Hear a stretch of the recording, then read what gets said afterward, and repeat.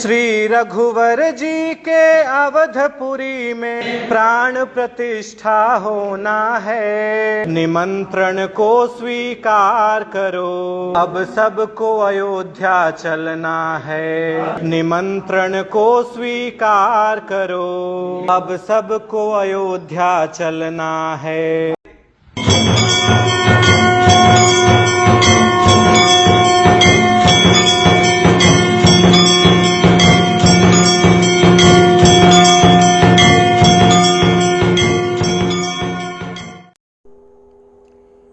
जय श्री राम। हरि ओम। नमो नारायण। श्री राम जी की अशेष अशेष कृपा और करुणा से हम सभी सनातनी इतने भाग्यशाली तथा इस प्रकार इस कदर काबिल बन चुके हैं कि हमारे सामने 500 साल के भीषण संघर्ष और बलिदान के बाद 500 साल की दीर्घकालीन प्रतीक्षा के पश्चात एक भव्य दिव्य राम मंदिर बन के हमारे लिए खड़ा होकर हमें ही स्वागत कर रहा है। श्री राम जन्मभूमि पर श्री राम जी के बाल रूप नवनिर्मित विग्रह को नवनिर्मित राम मंदिर के भूतल के गर्भगृह में विराजित करके प्राण प्रतिष्ठा की जाएगी 22 जनवरी 2024 को निर्धारित समय दिन के 11 से 1 बजे के अंदर।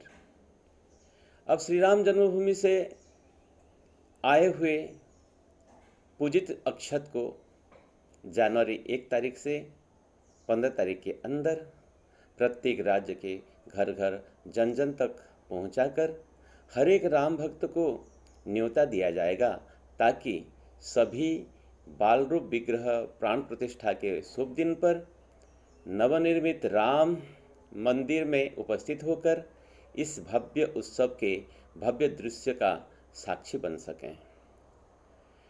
अगर किसी वजह से कोई सम्मिलित नहीं हो पा रहा हो तो अपने गांव या शहर में स्थित किसी भी देवालय में लोगों को इकट्ठे करके दिन के 11 बजे से 1 बजे के बीच श्री राम धुन, हनुमान चालीसा, सुंदराकांड, भजन कीर्तन, आरती आदि करके उत्सव की महिमा और शोभा बढ़ाएं। उत्सव समाप्त होने के बाद